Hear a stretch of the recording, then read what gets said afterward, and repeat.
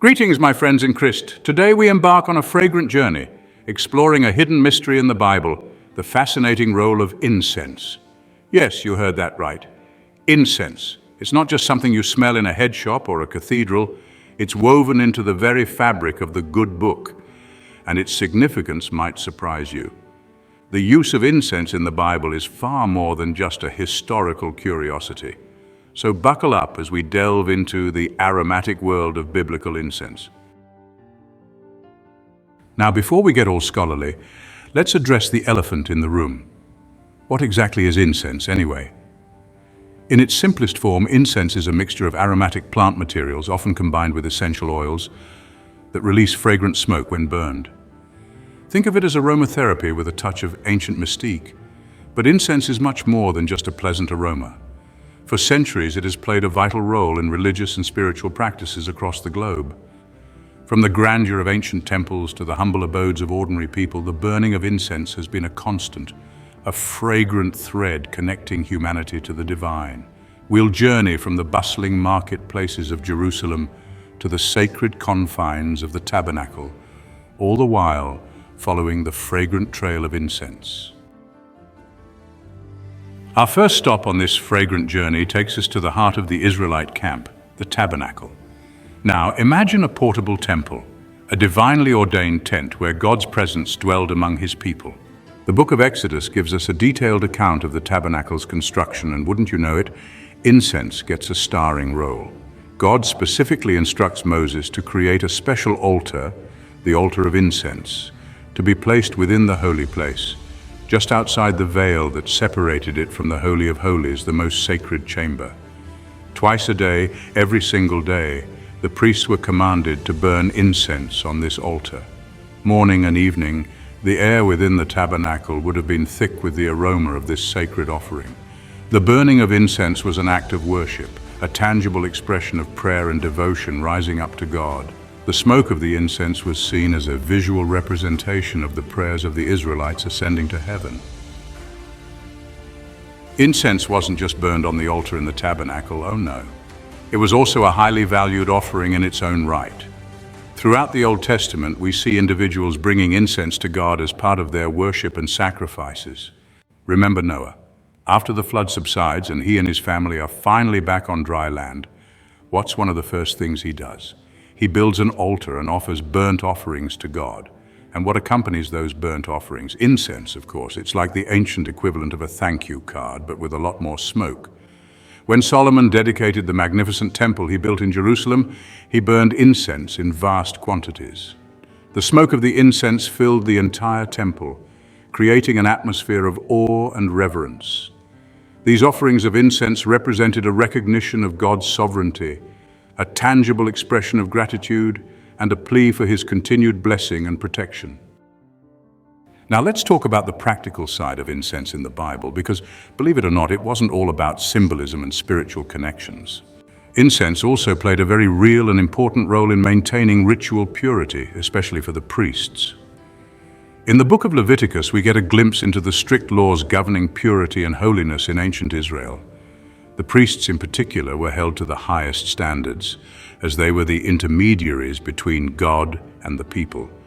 It was believed to have purifying properties both physically and spiritually.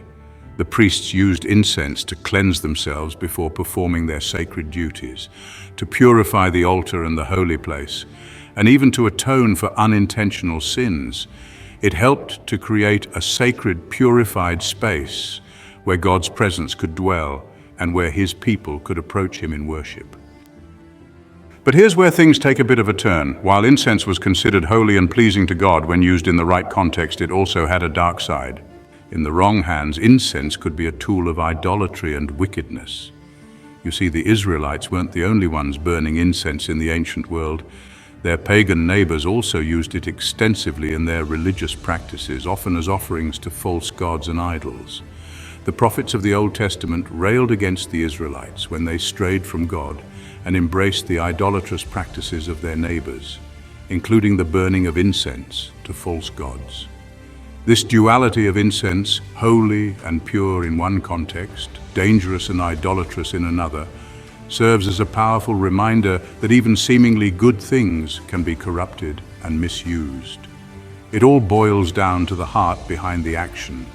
Now, we've talked a lot about incense in the context of the Bible and ancient Israel, but it's important to remember that they weren't the only ones burning these fragrant offerings. The use of incense stretches back millennia and spans cultures across the globe. From the pyramids of Egypt to the temples of Greece, from the shrines of Japan to the sweat lodges of Native Americans, incense has been an integral part of religious and spiritual practices for centuries. It's a testament to the universality of human experience, this desire to connect with something greater than ourselves.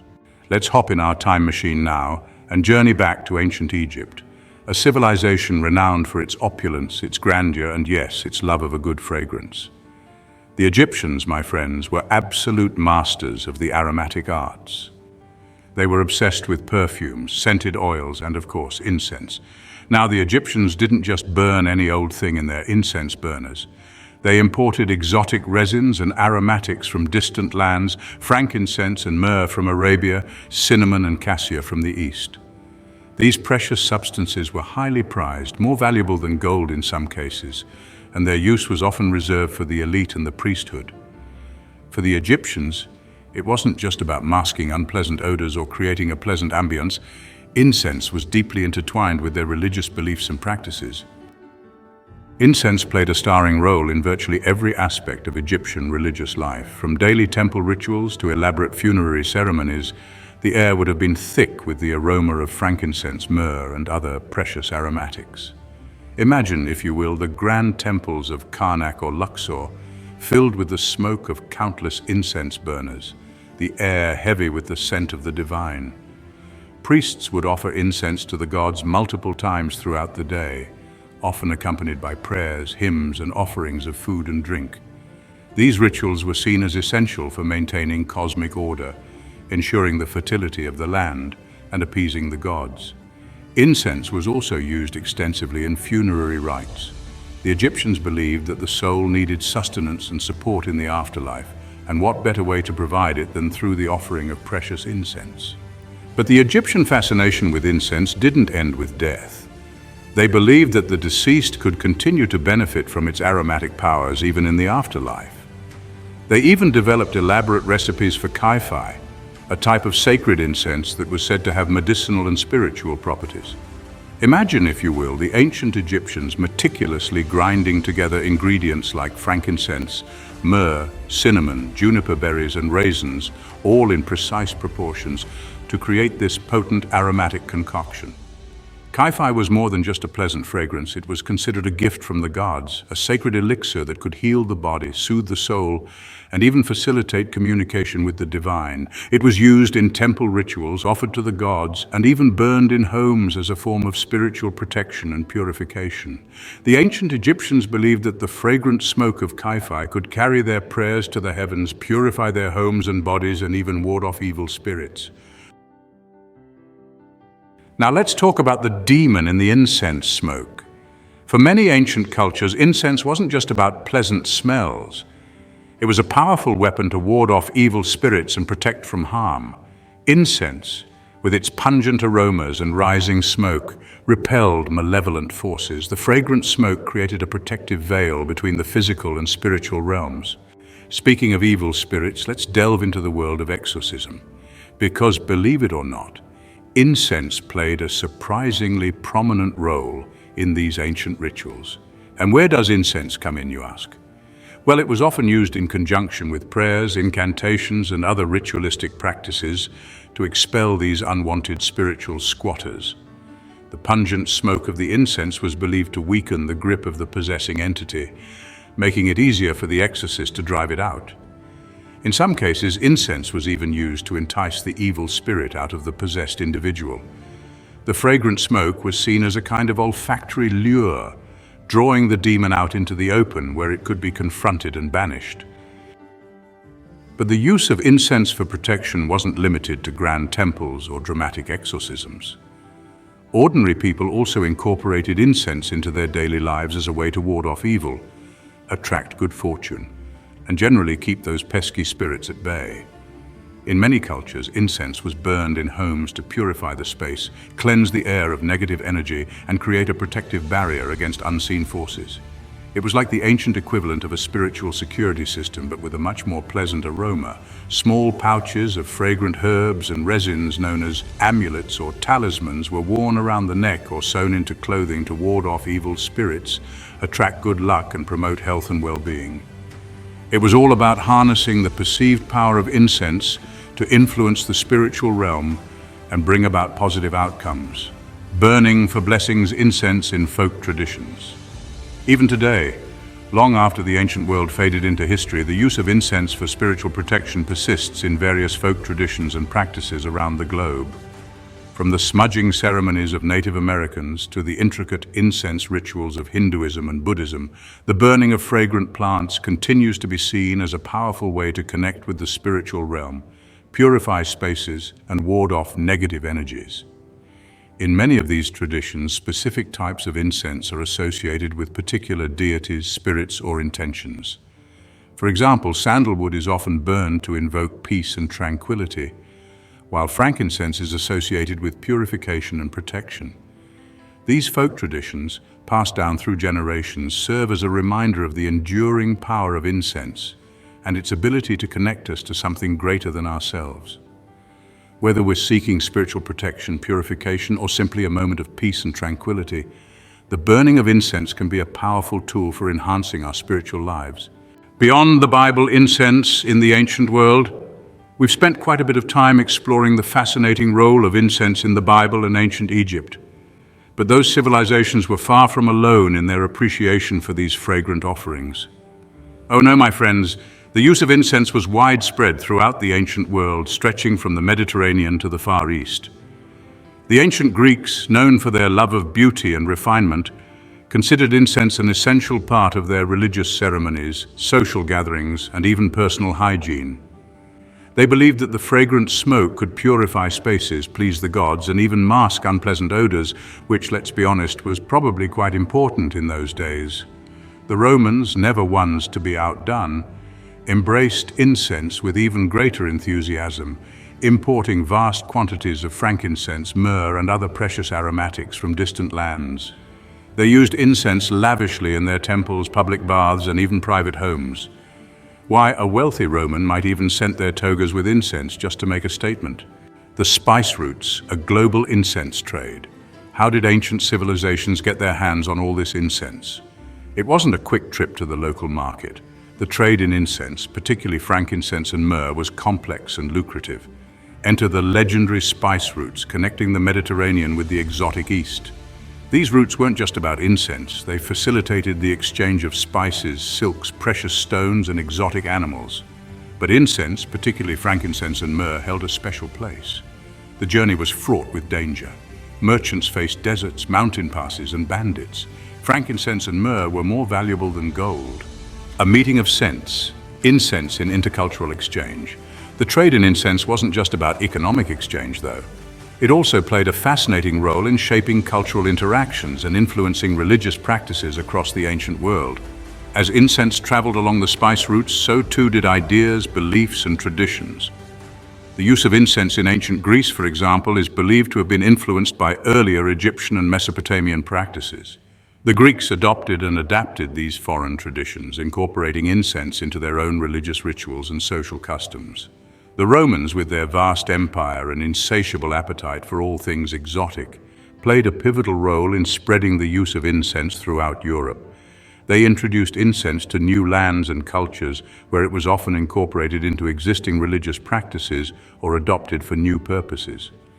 It's a testament to the universal appeal of incense that it transcended cultural boundaries, becoming a shared language of sorts, connecting people from diverse backgrounds through the evocative power of scent. The enduring allure of incense in the modern world. And what about today, you ask? Has the ancient allure of incense faded with the sands of time? Not a chance, my friends.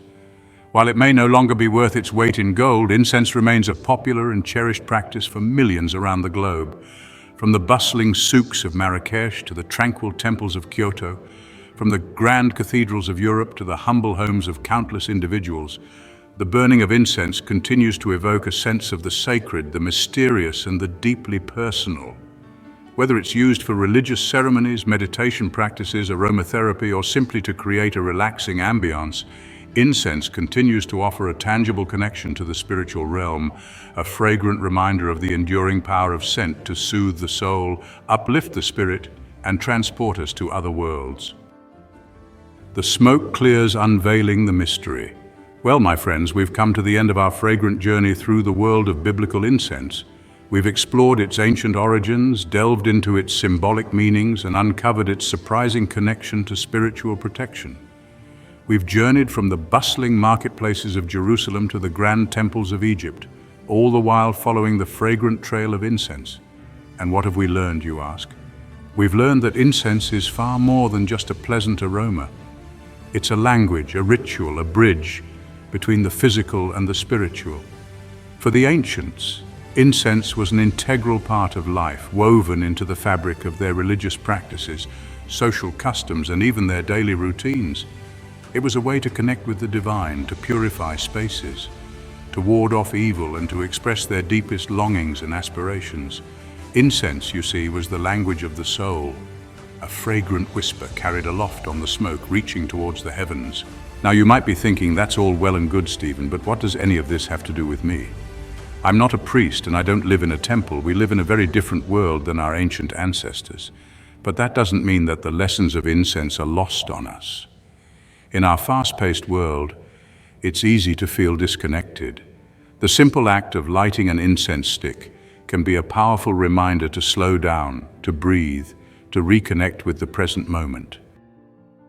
So, my friends, I encourage you to explore the world of incense for yourselves. Experiment with different aromas, different traditions, different ways of incorporating incense into your own spiritual practice. You might be surprised at what you discover, whether you're drawn to the ancient mystique of frankincense and myrrh, the calming properties of sandalwood, or the uplifting aroma of citrus. There's an incense out there for everyone, and who knows? You might just find that this ancient practice has something to offer you in the 21st century. Perhaps it will help you to create a more peaceful and harmonious home, to deepen your meditation practice, or simply to add a touch of beauty and fragrance to your day. Whatever your reason for exploring incense, do so with an open mind and a sense of adventure. And remember, the most important ingredient in any spiritual practice is your own intention. A blessing of peace and fragrance. And now, my friends, as we part ways, I want to leave you with a blessing. May the fragrant smoke of incense carry your prayers aloft. May it purify your homes and your hearts, and may it bring you peace, joy, and a deep sense of connection to the divine. Go forth and be fragrant.